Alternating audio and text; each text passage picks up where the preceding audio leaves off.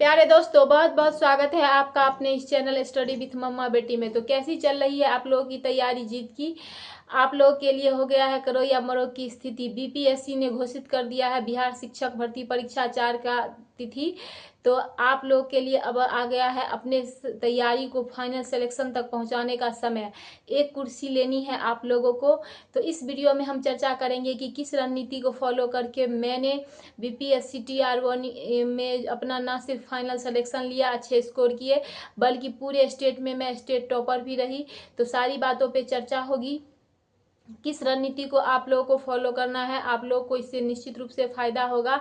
आप लोग वीडियो के अंत तक बने रहेंगे, देखिए आप लोग को इससे फायदा होता है या नहीं। निश्चित रूप से फायदा होगा। तो चलिए हम बातें करते हैं शुरू। हमारा पहला टिप्स है, revision is the key of success. दोस्तों, हमें जो है रिवीजन पे बहुत ज़्यादा ध्यान देना है, प्रॉपर ध्यान देना है। हम रिवीजन जो कि हम नहीं करते हैं। हमें नई नई चीज़ें पढ़ने में अच्छी लगती है, हम नए नए टॉपिक को उठाते जाते हैं, उसको पढ़ते जाते हैं, लेकिन हमें जो है ऐसा नहीं करना है। ये तो सिर्फ ये तो यही बातें हो गई ना कि पूरे पृथ्वी पे 3 भाग में जल ही जल है, लेकिन हमारे पीने योग्य जल कितना है। ठीक वही बात है। ज्ञान तो बहुत है, भरा पड़ा है, पूरा मार्केट बुक से भरा पड़ा है, यूट्यूब टीचरों से भरा पड़ा है, लेकिन हमारा हमारा क्या है कि हम परफॉर्मेंस कितना दे पाए, हमें इस पे ध्यान देना है, ना कि हम कितना ज़्यादा ज्ञान ले पाए। अभी इस पे ध्यान नहीं देना है। अभी ज्ञान लेने का समय नहीं, अभी परफॉर्मेंस करने का टाइम आ गया है। आपके दिमाग में एक ही चीज़ होना चाहिए कि एग्जाम में लेना है सिलेक्शन, पानी है हमें एक कुर्सी।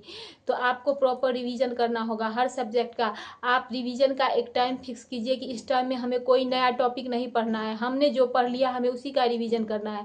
अब मॉडर्न हिस्ट्री का रिविजन करना है, पढ़ा हुआ चीज़ ही पढ़ना है। हमें ये सोचना, ऐसा नहीं सोचना है कि ये मेरा टाइम बर्बाद हो रहा है, मैं पढ़े हुए चीज़ों को बार बार पढ़ रहा हूँ। नहीं, वो आपको सक्सेस तक ले जाएगा। आपको रिवीजन करना है, रिवीजन बहुत ज़्यादा ज़रूरी है। तो पहला आपको हो गया रिवीजन करना। दूसरा मैं आपको बता रही हूँ, स्मार्ट टाइम टेबल सेट करना होगा। हम में से कई गृहिणियाँ होती हैं जो एस्पिरेंट हैं, कई भैया हैं जो जॉब कर रहे हैं, कई ऐसे लोग हैं उनका क्या होता है कि कभी आधा घंटा पढ़ लिया, कभी 1 घंटा पढ़ लिया, कभी 45 मिनट पढ़ लिया, कभी 15 मिनट पढ़ लिया, और हम सोचते हैं कि जो जितना जितना ही टाइम मिलता है उतना पढ़ते जाते हैं। ये नहीं है, ये सही तरीका नहीं है, और इससे आपका सिलेक्शन नहीं हो पाएगा। ये तरीका तब काम आता है जब आपको ज्ञान लेना हो, नॉलेज लेना हो, बेसिक नॉलेज। तो आपको जो समय मिलता है वो आप करते जाते हैं। आपको जब एग्जाम का डेट निकल गया तो आपको प्रॉपर टाइम सेट करना होगा। 2 घंटे रिवीजन के लिए, 1 घंटे प्रैक्टिस सेट के लिए, आपके पास जितना ही समय है आपको उसमें से समय निकाल के एक स्मार्ट टाइम टेबल बनानी ही पड़ेगी। तभी आप सिलेक्शन तक पहुंच पाओगे, क्योंकि कंपटीशन बहुत टफ है। और जब आप ऐसा नहीं करते हो तो ना जाने कितने स्टूडेंट हैं, कितने एस्पिरेंट हैं जो बहुत सारे बहुत बहुत घंटे पढ़ते हैं, तैयारी करती है। तो आप प्रॉपर वे में 8 घंटे 10 घंटे ना भी पढ़ो, लेकिन आपको ये पता होना चाहिए कि आप कितने घंटे पढ़ रहे हो, कितने घंटे पढ़ रहे हो, ये आपको पता होना चाहिए। तो आपको स्मार्ट टाइम टेबल बनाना होगा। मेरा तीसरा टिप्स आपके लिए ये है कि आपको प्रॉपर प्रैक्टिस करना होगा। प्रैक्टिस को आप इग्नोर नहीं कर सकते हो। प्रैक्टिस करना बहुत ज़रूरी है, यही आपको सक्सेस तक पहुंचाएगी। आपको यूपीएससी का मेंस नहीं लिखना है, ना ही आपको बीपीएससी का मेंस देना है। आपको सॉल्व करने हैं एमसीक्यू क्वेश्चन, और एमसीक्यू क्वेश्चन जो है वो बिल्कुल प्रैक्टिस बेस्ड है। आप जितना ज़्यादा प्रैक्टिस करोगे, जितना ज़्यादा एमसीक्यू आपकी आंखों के सामने से गुजरेगी, आप एग्जाम में उतना ज़्यादा कॉन्फिडेंट रहोगे। इसीलिए प्रैक्टिस करना ज़रूरी है। इतने सारे बुक खरीदने की ज़रूरत भी नहीं है, यूट्यूब पर भी भरे पड़े हैं प्रैक्टिस सेट। आप ऑथेंटिक, गलत फलत नहीं कीजिए, ऑथेंटिक प्रैक्टिस सेट कहीं से भी आप फॉलो कीजिए और उसको रोज़ सॉल्व कीजिए। आपको प्रैक्टिस सेट पे कितना भी कम मार्क्स आ रहा हो, आप या ज़्यादा मार्क्स आ रहा हो, आपको ज़्यादा मार्क्स आ रहा है तो आपको ज़्यादा खुश भी नहीं होना है, वो आपके एग्जाम के मार्क्स नहीं है। आपको कम मार्क्स आ रहा है तो आपको ज़्यादा दुखी भी नहीं होना है, आपको इम्प्रूव करना है, लेकिन प्रैक्टिस सेट आपको हर हाल में करना है। तो मेरा तीसरा टिप्स यही था कि प्रैक्टिस सेट। मेरा चौथा टिप्स है कि सोशल कॉन्टैक्ट। दोस्तों, आपको अपना सोशल कॉन्टैक्ट कुछ दिनों के लिए कम करना होगा, ये बहुत ज़रूरी है, जो कि हम लोग नहीं करते हैं। आपको अगर हाउसवाइफ है, आपके रिश्तेदार नातेदार दिस डेट का फ़ोन पूरा दिन आता ही रहता है, आप उसी में बिजी हो जाते हो। आपको अपने एक एक मिनट का ख्याल रखना होगा। आपको सब कुछ इग्नोर करना होगा, बिल्कुल समाज से कट के जी। थोड़े दिन के लिए आप अंडरग्राउंड हो जाइए। जितने भी रिश्तेदार हैं वो आपके रहेंगे ही, वो कहीं नहीं जाने वाले हैं। चली जाएगी तो ये मौका, रिश्तेदार नहीं जाएंगे, ये मौका चली जाएगी। ये चीज़ आपको ध्यान रखना है। आपके लिए फिर से इतना बड़ा वैकेंसी, इतना बड़ा मौका नहीं आने वाला है। इलेक्शन का टाइम है, इसीलिए ऐसा आ भी गया है, नहीं तो जैसे लग रहा था कि TRE 4 आएगा भी नहीं। तो आपको इस मौके को नहीं चूकना है। भले ही आपके कितने रिश्ते छूट जाए, सारे रिश्ते बन जाएंगे। जब हमारी सिलेक्शन हो जाएगी फिर रिश्ते बन जाएंगे। रिश्ते तोड़ने के लिए मैं नहीं कह रही हूँ, रिश्ते कुछ दिनों के लिए छोड़ने के लिए कह रही हूँ। आपको हाउसवाइफ हैं, आप खाना पीना घर के जो नेसेसरी काम है वो कीजिए और जल्दी से पढ़ाई में लग जाइए। अगर आप भैया हैं बाहर कुछ का, आप लोगों के तो दोस्त बहुत होते हैं जहाँ आप बहुत टाइम बर्बाद करते हैं, तो आपको अपना एक एक मिनट का ख्याल रखना होगा, वरना आप सिलेक्शन तक नहीं पहुंच पाएंगे। आपको सिलेक्शन लेना है तो आपको ये फॉलो करना ही होगा। मेरा 5वां टिप्स आपसे है कि आपको अपने हेल्थ का बहुत ज़्यादा ध्यान रखना है। अगर इस टाइम में आप बीमार पड़ गए या आप बीमार पड़ गई तो फिर आपके लिए बहुत बड़ा इशू हो जाएगा, आप पीछे रह जाएंगी। इस बार कंपटीशन बहुत ज़्यादा टफ होने वाला है, तो आपको अपने हेल्थ प्रॉपर वे में खाना पीना खाना है, कुछ समय पे सो जाना है। नींद भी हमारे लिए बहुत ज़्यादा ज़रूरी है। ऐसा नहीं है कि हमें पूरी रात जग जग के पढ़ना ही है, दिन में भी पढ़ना है।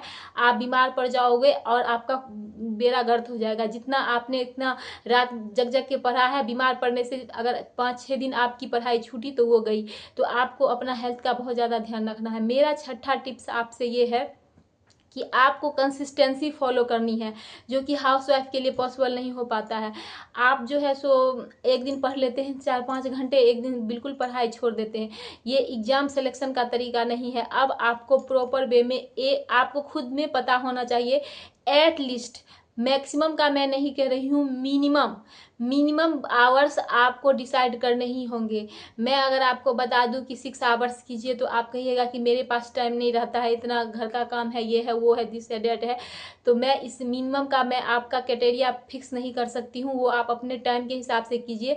लेकिन आप अपना जितना से ज़्यादा टाइम दे सकती हैं पढ़ाई पे उतना दीजिए, तभी आपका सिलेक्शन हो पाएगा। कंपटीशन लेवल बहुत टफ है, बहुत टफ हो गया है। तो आपको जो है सो मिनिमम लेवल सेट करना है, और मिनिमम लेवल अगर आपका सेट हो जाए तो उसको मैक्सिमम लेवल तक ले जाना है धीरे धीरे। तो ये आपका हो गया इतना कंसिस्टेंसी। और एक और मैं जो आपको टिप्स दे रही हूँ कि मॉर्निंग स्टडी बहुत ज़्यादा ज़रूरी है दोस्तों। अगर आप हाउसवाइफ हैं या आप भैया हैं तो भी मैं सबको बता रही हूँ कि आप सुबह सुबह उठे तो सबसे पहले पढ़ाई करें। अगर आप हाउसवाइफ है, आपको 5 बजे किचन में जाना होता है, तो आप 3 बजे उठकर 2 घंटे पढ़ाई कीजिए, एटलीस्ट 2 घंटे पढ़ाई कीजिए।